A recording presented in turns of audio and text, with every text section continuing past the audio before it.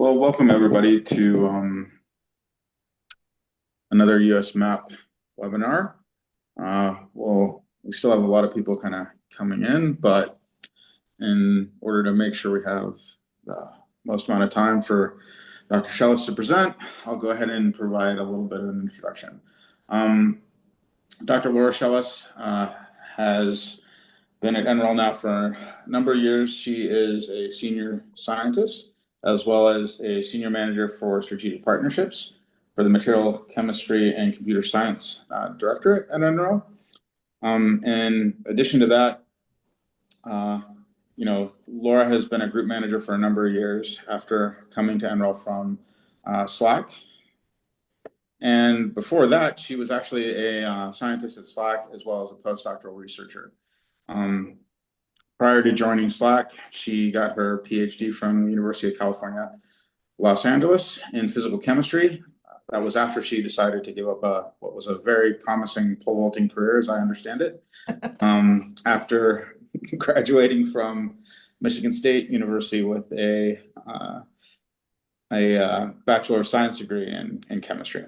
So so it's a real pleasure. She also leads a number of our efforts, and the work she'll be talking about today is really related to reliability, which leverages a lot of her expertise built up over the years in material science and deep kind of understanding of characterization techniques for understanding reliability challenges in PV systems, particularly those that are let's say next generation type of materials that have a lot more kind of open questions.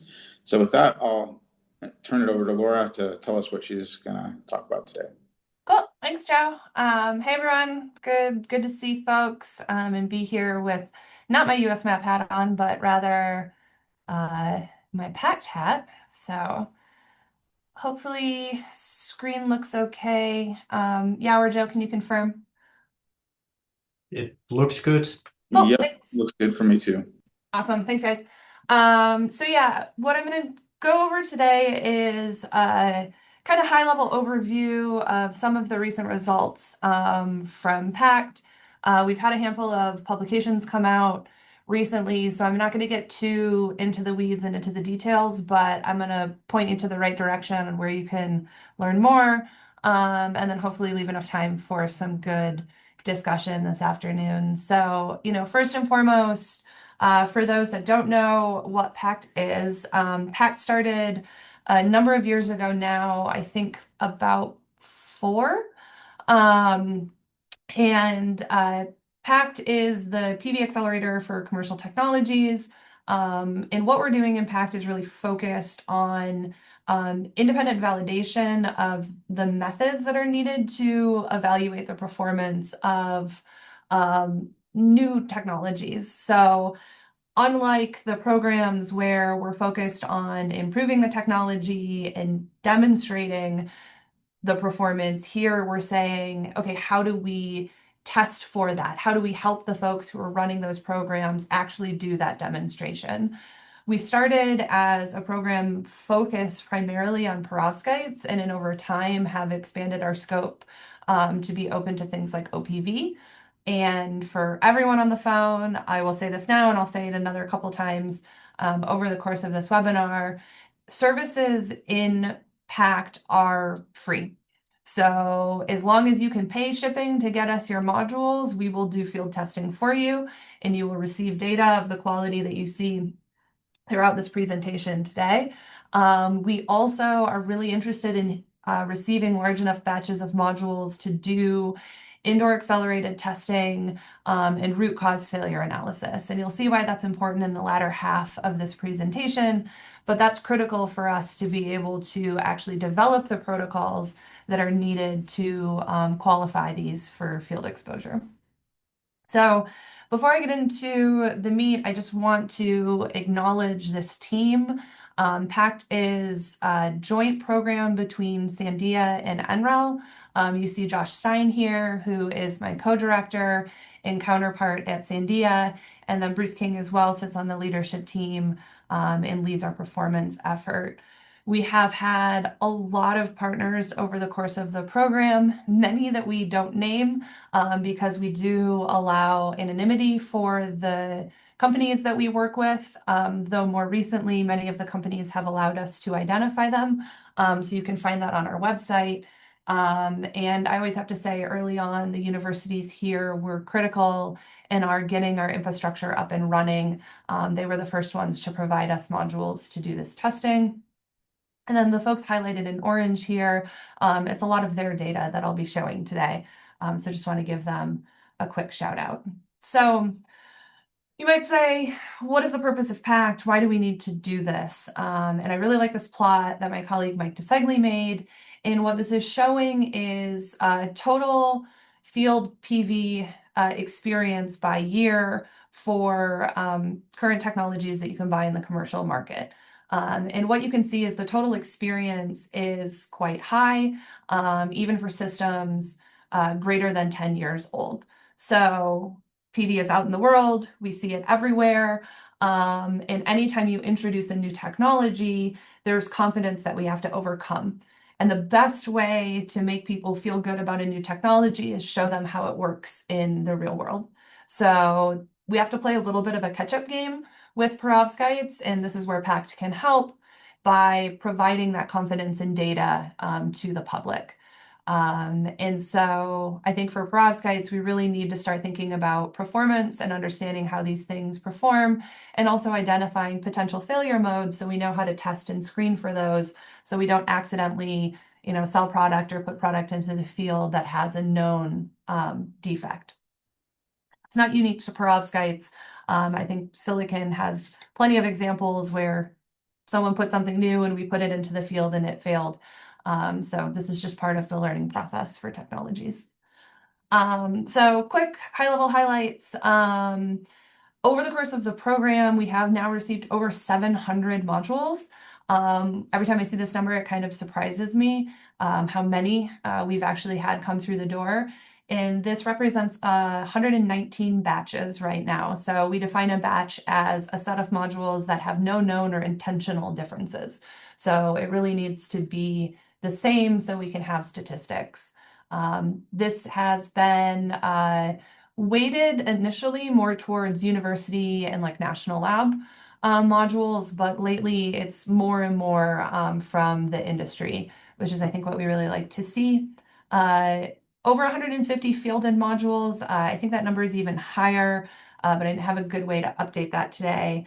And 7 university and different lab providers and 11 different industry partners, including international industry, so outside of the US.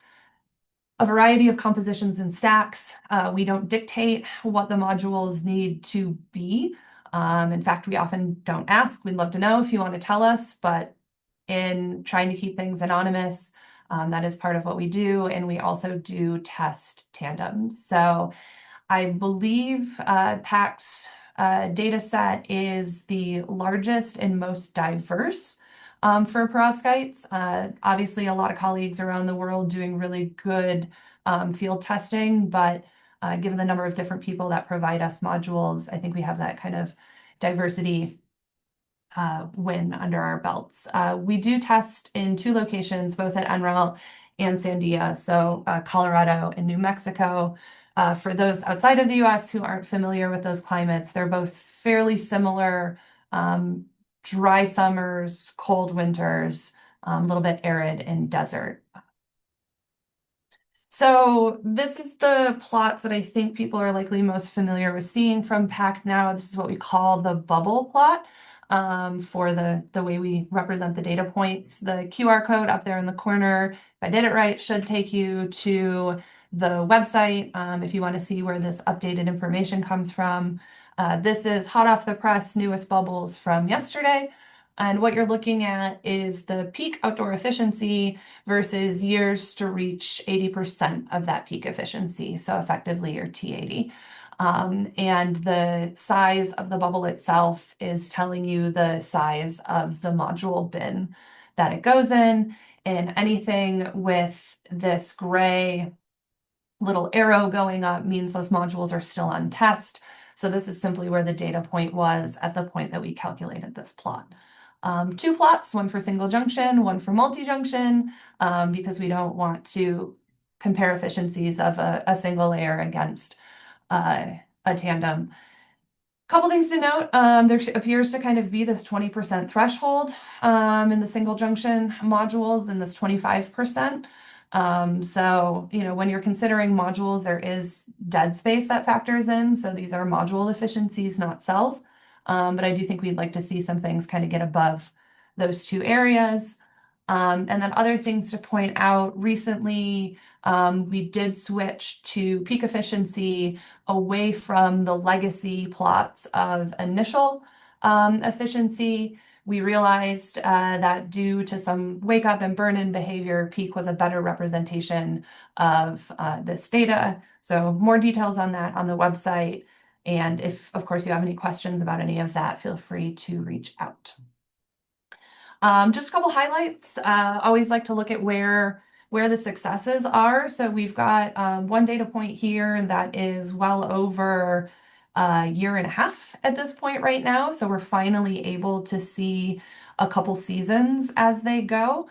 And it's possible that we're starting to capture some seasonality in the modules. So the plot on the right, if you're not used to looking at what we call our blue bar plots, this is giving you the day of the test against the average daily efficiency, and each bar is a day. Light blue bars are days that have less than 4 kilowatt hours per meter squared plane of array irradiance. And so those are usually kind of cloudy days, which can skew that actual efficiency. And anything that's grayed or covered up is either a snow day or a data outage. So you'll see a handful of these plots as we go, but this is the type of that data that we need in order to start to build performance models, because you really do need at least 2 years of data to understand that seasonality decoupled from degradation.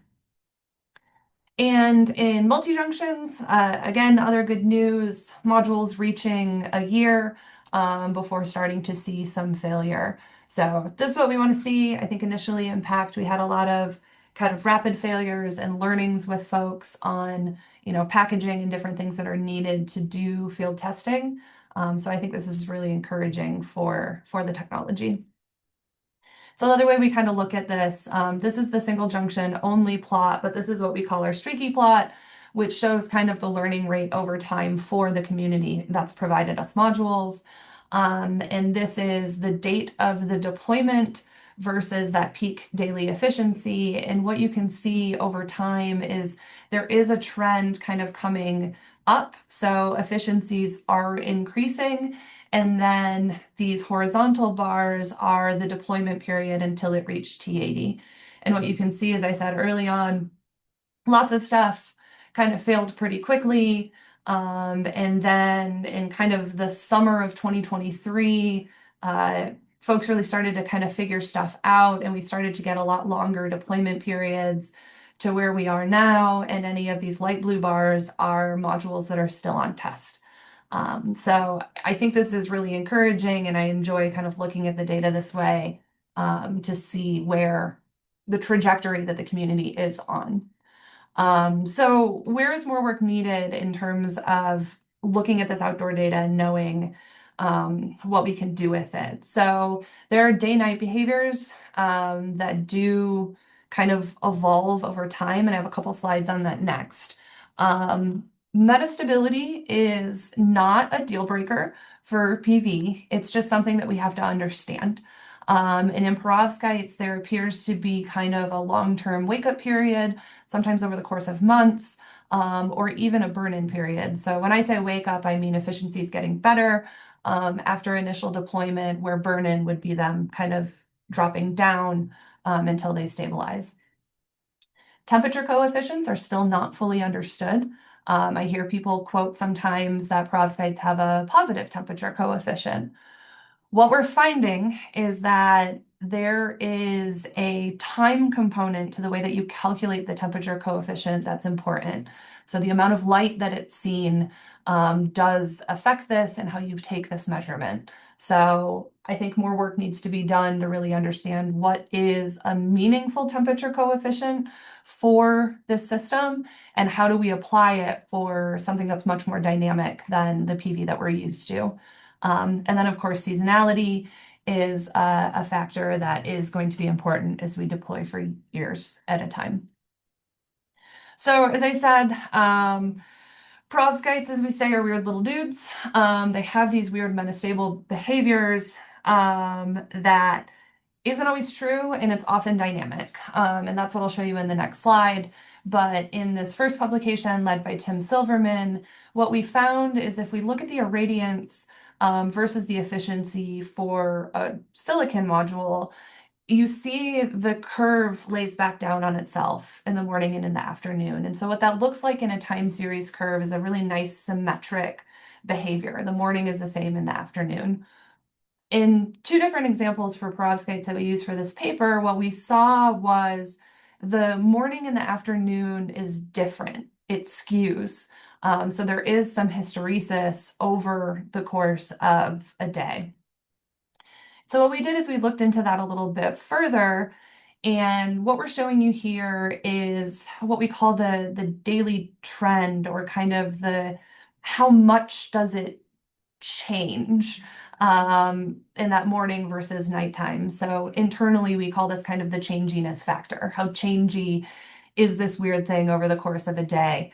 And for this module shown in the bottom, you see some wake-up behavior, but it's relatively stable over the course of the time that we looked here. And you can see that hysteretic behavior evolves over the course of the lifetime. Sometimes the morning is better than the afternoon, and vice versa. And that's the difference between the positive and the negative that you see here.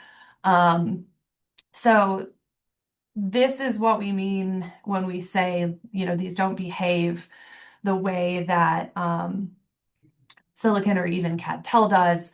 The metastabilities are on a much faster time scale.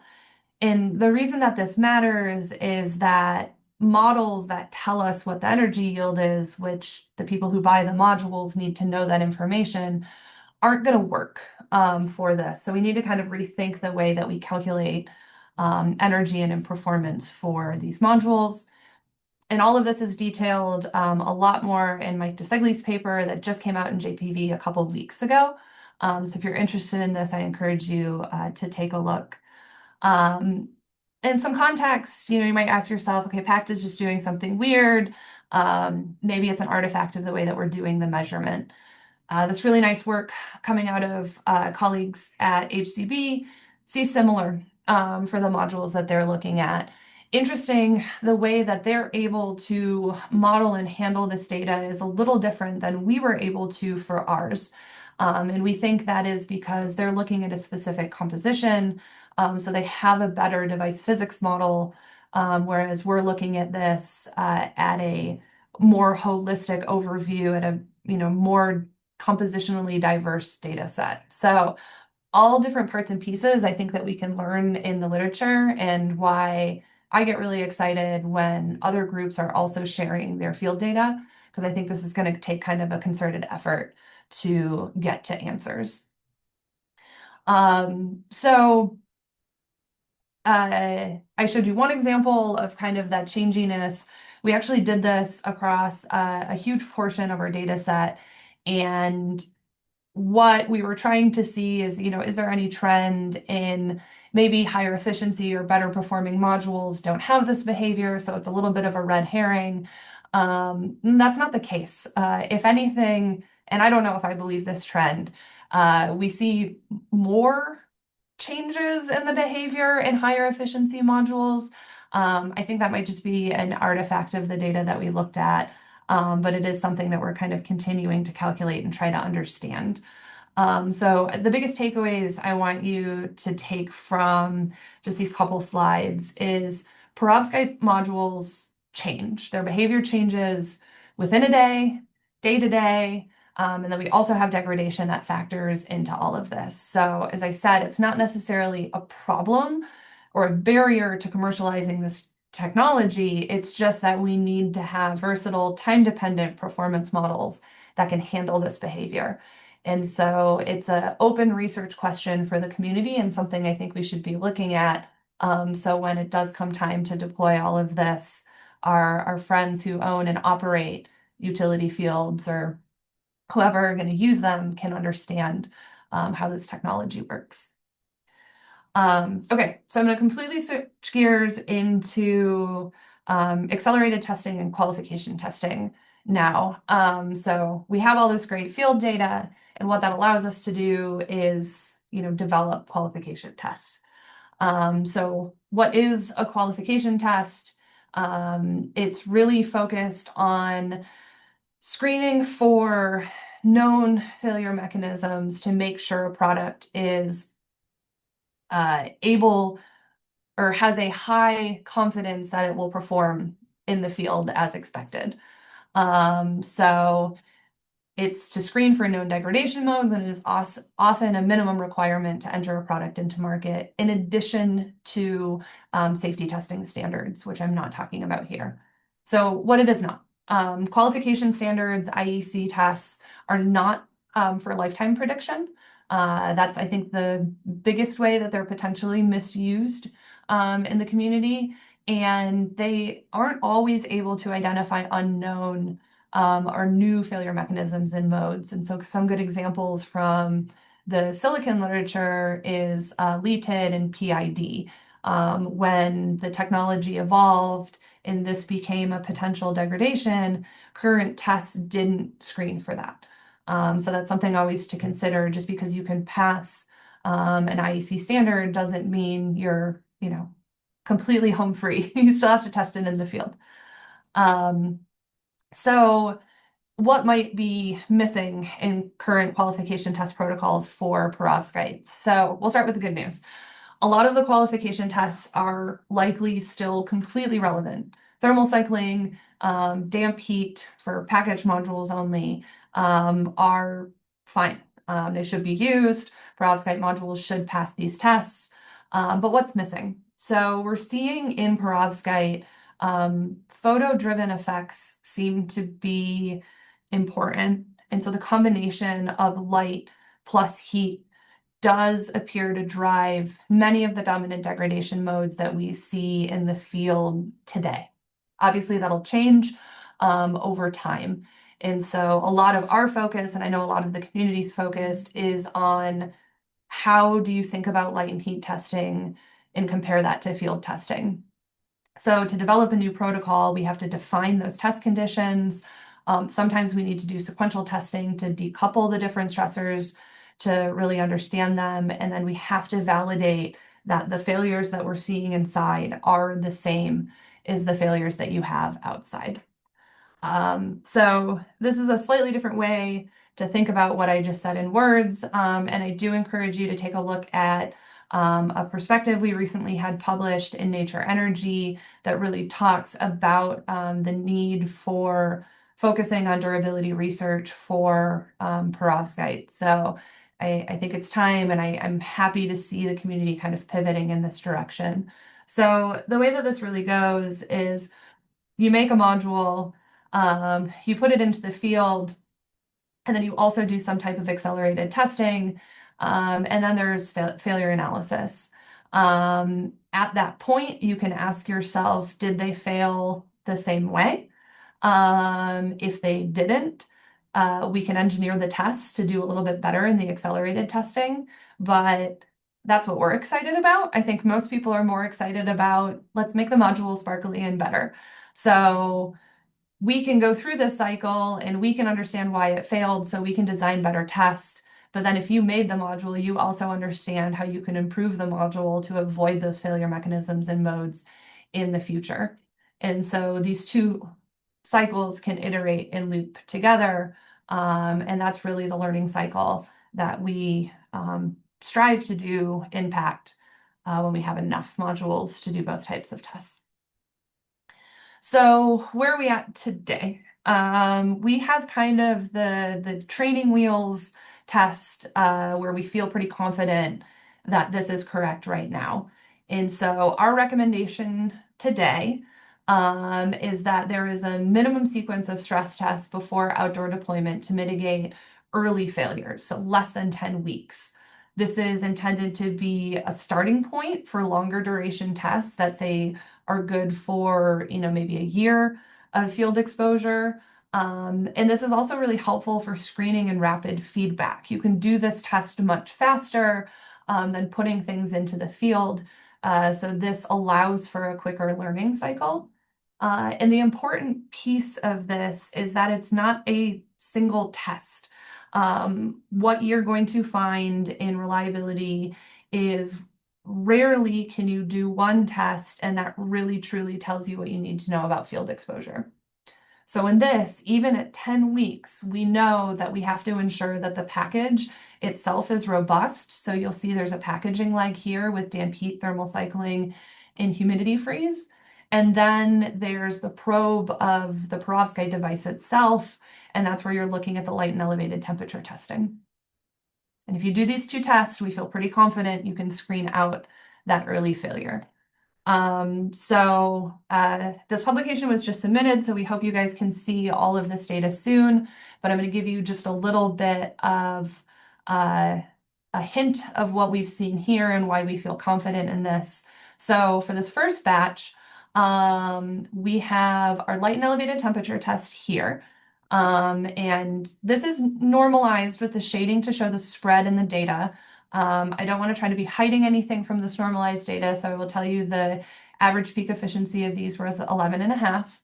And what you can see is they would have, what we would say, passed this 100-hour light and elevated temperature test because they stayed well above their T80. However, when we look at the field testing, they failed very quickly within, about 20 days. So when we looked a little bit further and we did that package test, what we found is these aren't actually robust packages. So while you could put them under light and elevated temperature and test them forever, and you might say, oh, we could have, many, many years of field exposure, without a good package, your modules will fail. And so this, I think, is an important aspect when you're thinking about really field testing your modules. And so this is the leg that became important for these. And in the other side of the coin, when something just fails that light and elevated temperature test, again, we see very quick failure of the modules outside. However, these had passed the package test. And the reason for this, we think, was due to some encapsulant issues. And Jin Song Hwang's group published a really nice paper in PRX Energy that talks a little bit about considerations for encapsulants when you are making modules. I think this is a really good starting point for some design criteria if you're interested in modules.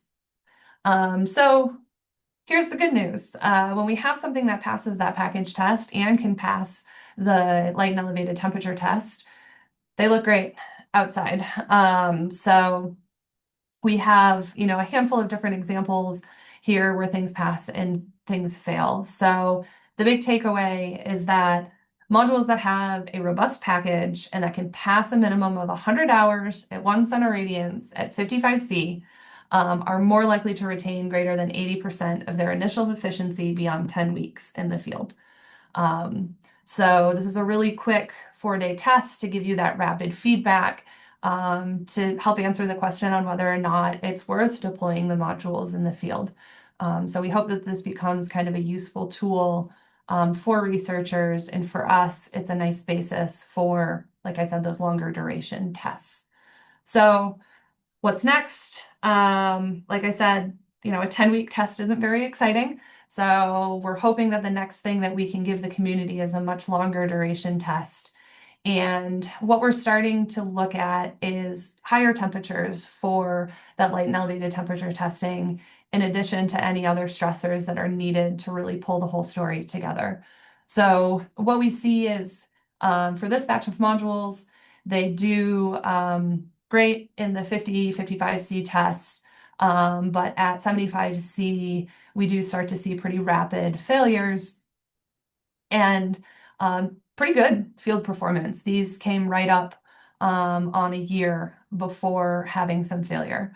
So we do have the data to start to say what a longer duration test would look like. And some of the analysis that we're doing here is really using non-destructive methods like the dark lock-in thermography imaging, which shows us that the failure points are likely here along the scribes, which you can also start to see some degradation in just optical imaging. So part of what that learning cycle was is really understanding the failure modes. So we did recently publish, Sonia, before she moved on to her next position, published this nice paper that talks about some of the failures that we see that we believe to be field relevant. So what I'm showing you here is some top-down SEM and EDS images that show some of the chemical reactions that are occurring along the scribes. And what we find is that in this case, we're looking at copper electrodes, which are relatively resistant to some of the halide reactions that can occur, but we do start to see some evidence of copper iodide formation and some copper oxygen species, which suggests that there may be some oxygen ingress into the package as well. And so there are reactions occurring at critical interfaces. And I think folks know that interfaces in a perovskite device are not a perovskite, pretty much all PV devices are critically important because anytime you start to mess up your interface, you create barriers preventing the ability for charges to get out and other things. So we use this to make sure our tests are validated, but we hope that you guys use this to think about designing ways to avoid reaction pathways and things like this. So credit on this slide goes to Michael Owen Bellini. He recently presented some of this work at PBSC, and while he was kind of putting the presentation together, he put okay, so like, why should I care? Was sort of the question he was asking himself. And what he came up were these few bullet points, which I think are worth sharing. First, I think often in the perovskite literature, we see stability test data usually next to a control that makes the results look good. And this was highlighted by Prashant and ACS Energy in a recent editorial. If you haven't read it yet, I do encourage you to take a look. So that comparison makes it a little hard, I think, for the community to sometimes understand what the improvements really are in the technologies. And I think from PACT's perspective is there's rarely field comparison to validate that reference. And I do understand that field testing is difficult. It's not something that everyone can do to the level that PACT is. So I will give you a little bit of a preview and say we are working on a document in collaboration with folks at HCB and others who do field testing around the world to provide a little bit of a field guide for folks to do what we would call kind of a good enough field test. So how do you do field testing without having to do it at the level that we are here? So I think beyond that, there's not always in-depth analysis to understand the relevance of the test. Why did things fail? What is this test really showing me? It's interesting, but it's indoors, and ultimately we want to put these things outside. So what we've done at this point is take a step towards that validation of indoor test conditions. So we as a community, I think, can feel better comparing what is happening indoors to what we really think is going to happen outside. And so, right now we have a limited understanding of what various light and elevated temperature testings at, X temperature for X duration really means for modules under real conditions. And that's what we're setting out to accomplish here. And I do want to make sure to highlight there have been some really nice studies at the individual cell level that does take a big step towards this comparison where they do indoor and outdoor and show that. And that is great work and a basis too for our understanding for modules. But given where we see the failure modes are often in modules, we can't just look at the cell data and say it applies to modules because the systems are different. So, certainly keep up that good work. We are keeping an eye on it and it is informative to us. We are focused on modules. So what's next? Where do we go from here? We want to continue to work on this validation and really extending our confidence beyond 10 weeks. We have enough bubbles now that are pushing towards a year that should be possible. Open questions that I know the community is thinking about, and we certainly are. Light cycling, I showed you all that data that said morning versus night is different. So light cycling might be something we need to consider when we're doing accelerated testing. NPP test conditions are great. They're the best comparison to field, but it's hard. It requires a lot of equipment. So what about VOC and ISE conditions? I'll make one more pitch for VOC type testing. At the point where perovskites are going to be installed in the field, they are likely to need to be able to sit at VOC for months while they wait to get installed. So it is critically important that we have modules that are robust to open circuit conditions. So it's totally a relevant test to do and probably the easiest one because you can take your module and set it on a picnic table outside and get some OC field data. UV, there's been some nice studies that have come out that have talked about the importance of UV. So, do continue to consider that in your testing. I think UV is going to be very composition and stack dependent. That said, it should be something that is in field qualification testing. And one thing that we're always kind of learning along the way is you can imagine once you package all this stuff together, it's kind of hard to take it apart. So we're continuing to develop approaches for doing postmortem analysis. And the team here is always happy to talk to people about what we do to do that type of kind of dissection of the modules. So you can do the same on your modules in your labs. And as always, please give us your modules.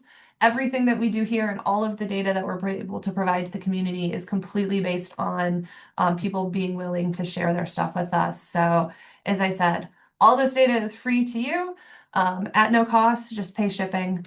And we are happy to test. And with that, I will take questions. All right. Thanks, Laura. I was remiss in reminding everybody that for these webinars, please basically type your questions into the Q&A panel, and we'll try and get to as many of them as we can. That said, there are a whole slew of them already, so we'll start through them. So the first one is was a question that was basically about the size of the modules. And so, since I'm a member of the team, I'll let Laura maybe talk a little bit more about exactly how we steward that data to make sure that we kind of make sure it's protected given the industrial partners and all that kind of good stuff. Sorry, Joe, I don't think I understood So the question was about what size. The question was about what size the modules were in a particular study, and and how we kind of take care of that, because there's a limit to what we say in papers, and that was kind of indicated by your discussion of the HCV team's data, where they had compositional data that was reported, where in the context of PACT, we are often not able to do that if we want to include a wide variety of data. Yeah. Okay. So the bubble plot will show you bins for module size. So when you look at this here, there's not an exact number that you can tell. And then the other place where you can see the size of the modules is here on the blue bar charts. So to Joe's point, the way that we protect anonymity in these cases is you'll notice everything is given this indicator, which we call our P number or PAC number. The first four digits are an indicator of the batch. So as a reminder, the batch is no known or intentional differences. And then the last two digits is the module number itself within the batch. And so all the companies and providers know what their P numbers are. Only myself and two other people in the program have access to the what we call Rosetta Stone that has all the information as to how these trace back to the providers. So by sort of speaking in code, we are able to share some of the data and not tell you, who provided them. So size is not generally something that unblinds someone. So we do share that. What you'll notice in the multi-junctions, though, is there's no indication here of what is a two-terminal or a four-terminal type structure, because that would start to unblind the people that provide samples to us. So yeah, we work really hard to share as much as we can while protecting the folks that give us modules, and we do work closely with our industry partners to make sure they feel good about what we're allowed to say. All right. So we have a question on metastability. And if metastability is going to be, part of a commercialized perovskite product, what's the threshold for such, metastability, or how much hysteresis would be considered acceptable? That was the question. Maybe you want to comment on that a little Yeah, bit. I think that's a super good question. And I'm gonna answer it by not really answering it. I don't think that there's a threshold. It's not about how big or how little. It's simply, can we develop models that can describe that behavior? So the best thing I heard from uh, a colleague at one point who owns and operates systems was they don't care what the module is. Like if it's a perovskite, great. All they want is for the thing to do what you tell them it's going to do. So if we give people the tools to understand and model its behavior, everything I think is acceptable. And, maybe people who work a little bit more on the other side will have a specific threshold, but everything I understand is as long as we can model it, I think it would be okay.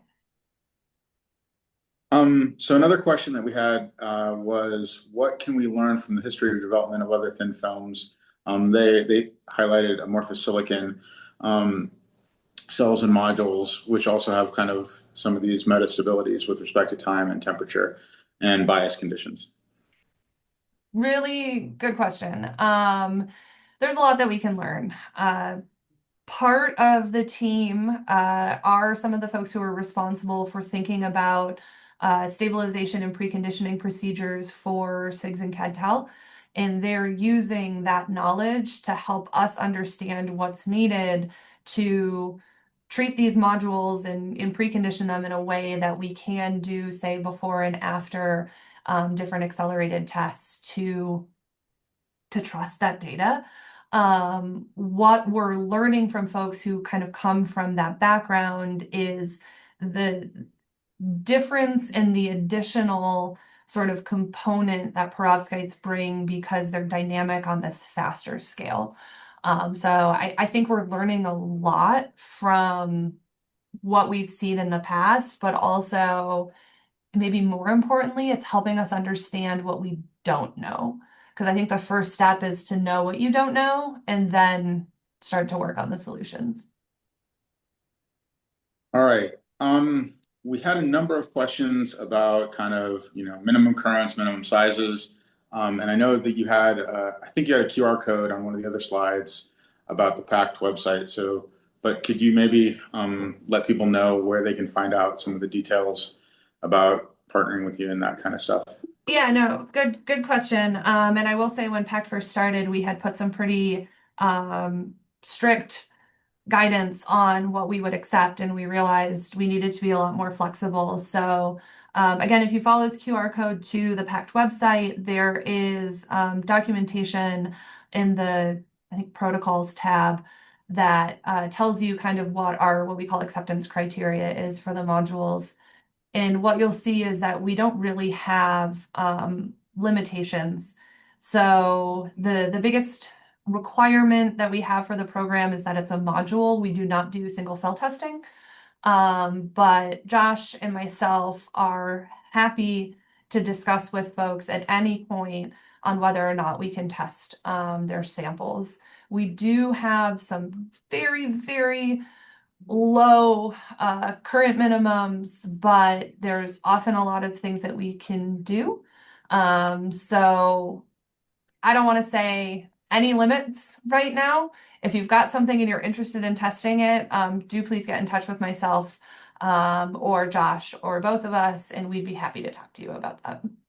Any comments on flexible? We have not tested flexible to date, but we will test flexible. But because of our racking, we will need to put it on a rigid mount. So do keep that in mind.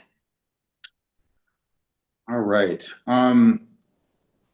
We have a lot of other questions here, so let's continue to kind of go through those. Here's a question. Given what the somewhat limited temperature range available for accelerated aging, this person particularly noted that 150 C produces thermal degradation in some of these Fa-based materials. What's the maximum acceleration factor?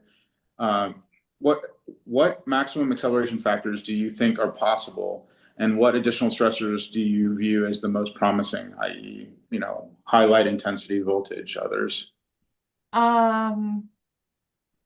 Good question, and totally agree that you can't go too hot with these.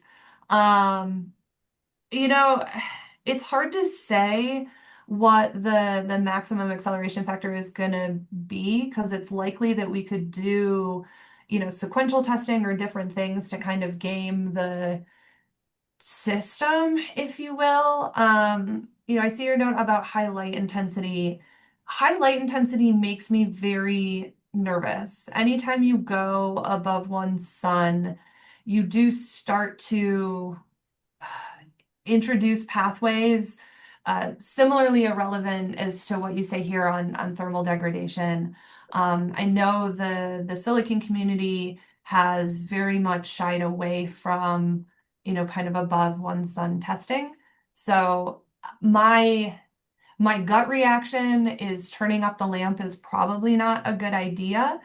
Um, you know, voltage, thinking about current injection, are games that silicon has played before and it's been useful.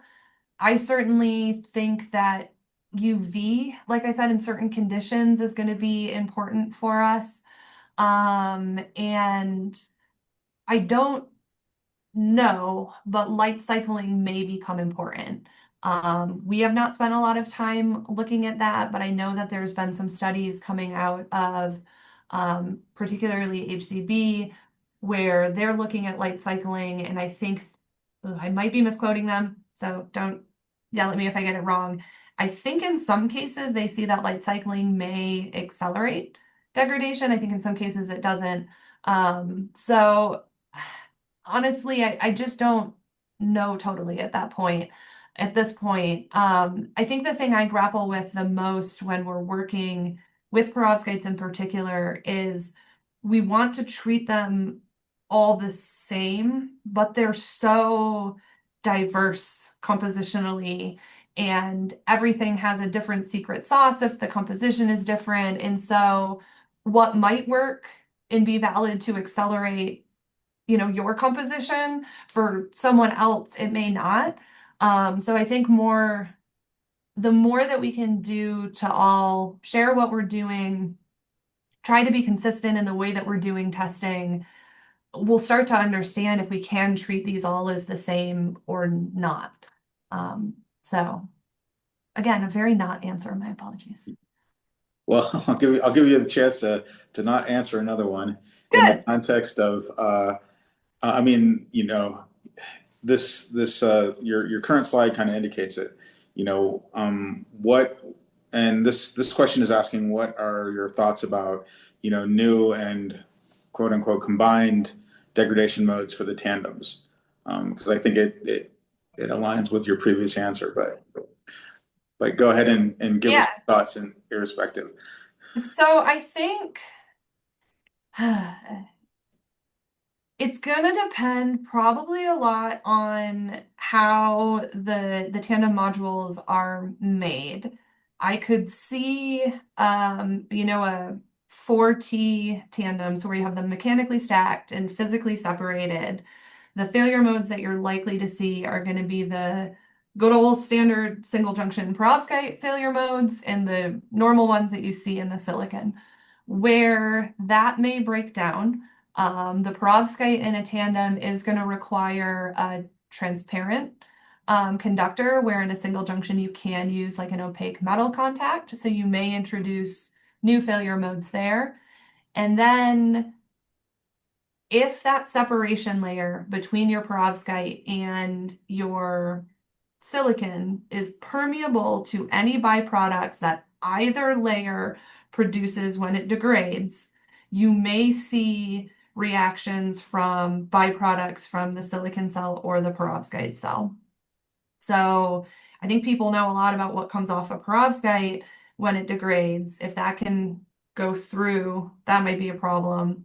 But in a previous life, I did work on silicon, and we saw things like silver, for example, could ingress through or diffuse through the encapsulant under positive bias. And so I could imagine that if you have silver ions moving through your encapsulant and getting to your perovskite, we know what happens when silver meets iodine. So that I think is the combined things that I could see happen. And then once you put the perovskite directly on top of the silicon in a 2T configuration, now you do have, intimate contact in a new layer where you have to start thinking about chemical compatibilities of whatever your top passivation layer is on your silicon cell and the perovskite device itself. So chemistry, I think it's going to be a lot of chemistry to think about. Sorry, Joe. So another question we have is, you emphasized early in your talk kind of the real importance of getting kind of field validation for indoor test studies. And, packaging is such a big part of that. What are your thoughts on how, kind of the community can move forward? Because, packaging can be quite hard, even for, say, well-established, well-funded, large teams. We have challenges with projects internally where, the packages don't always work the way we'd like. Yeah. And so the person was wondering, what are your thoughts on this? Can there be some kind of outsourcing of packaging to companies or other kind of experts? Should people really be sticking with kind of light and heat tests in inert conditions, or how? I know that we've talked internally a lot about picnic table tests, those kind of things. Mhm. Yeah, I think this is hard because there was an attempt, made by NREL to provide guidance to the community of a package that didn't have an encapsulant in it, in hopes that it would be easier for folks to do without things like vacuum laminators. And unfortunately, that we found that that actually causes more issues than it helps once you start to trap all these volatile components in. So I think that there is a lot of value in the inert light and heat type tests. I think that that gives you a lot of information about the material properties. What is this material really capable of doing at a fundamental level? So I don't want to pull people away from doing that. I think there's still a lot of value in those tests. To do packaging, I like to see the publications like Jinsong put out where it says, okay, here's some observations that we had for our system that provide some guidance and design rules for what to look for in an encapsulant. Word of caution with some of that. Different compositions likely have different properties. So, what works for one person might need to be tuned for another. So more papers, more research, more guidance to the community on packaging. And, Joe Yao, yell at me if I'm speaking out of turn, but I think that NREL does collaborate with a lot of folks. We do have expertise in-house to do packaging. So I think we're always able to share what we know. And I think there is other opportunities to work together to maybe do packaging for you here, if it makes sense and aligns with some of our goals and our other programs that we work on. And then, sometimes under other mechanisms, we do host people here at NREL for times to work in our labs. So, it's not a, open door, everyone's welcome in. But just like all research institutions, we are very open to collaboration and I think want to help the community with this because we understand not everyone can just buy a laminator. Yeah, I mean, I think part of the other challenge goes back to this kind of note that you mentioned previously, Laura, right? Where everybody's perovskite and how they make it can end up being different. So, you know, exactly what, this initial temp that you referenced, right, turned out not to work so awesome. So we can definitely, I think we're always definitely happy to share kind of best practices. And we've certainly sent people both in this program and others to help people out. But it does have to be kind of strategically aligned. It would be great to find another venue to do that, would be my perspective, as a task lead. But we'll always try to be helpful. Yeah. I don't know that we'll succeed all the time, but we'll try. We try real hard. All right. We have maybe time for one other quick question. And this goes to the question of which do you think is kind of more of a challenge? High illumination intensity and high temperature, or high temperature and lower light intensity? Do you have a sense, or Okay, say it again. high illumination intensity, but say moderate temperature, or higher temperature and lower light intensity? That is to say, if you can turn up the knob on one of those two, which one would you do? I think, as I said before, higher illumination just makes me uneasy. I think higher temperatures within reason, to the comment that we talked about before that said, right, you can't go too hot with these because they actually degrade.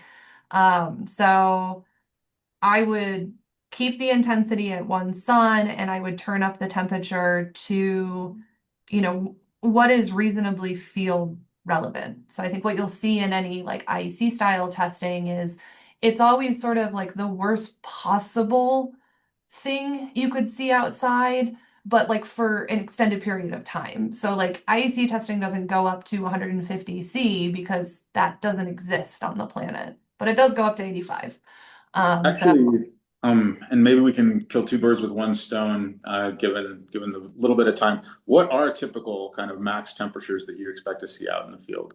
And how far does that range essentially extend?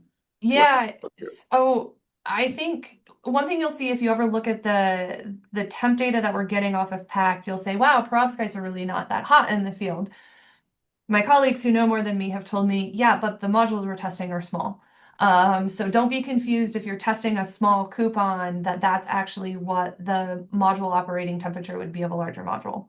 So disclaimer, there have been studies that I think have shown temperatures, up to like 90 C and a closed rack on a roof in like Arizona. I'd be really curious to know, and it's something I should probably talk to Stefan DeWolf about at some point, like what temperatures do they see like at Koust? Because like, whoa, it gets super hot there.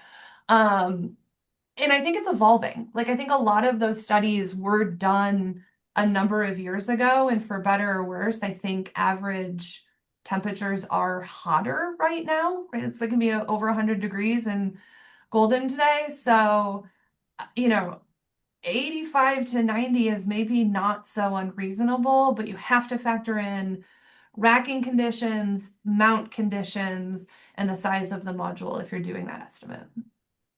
We have a lot of other great questions that we aren't going to get to. Apologies to those folks. I will answer one last question, which is that this presentation will be available on the NREL YouTube channel in its entirety. So you'll have a chance to revisit any of the information that Laura presented. And with that, I thank everybody for attending, and Laura, thank you. Pleasure as always. And with that, we'll close out.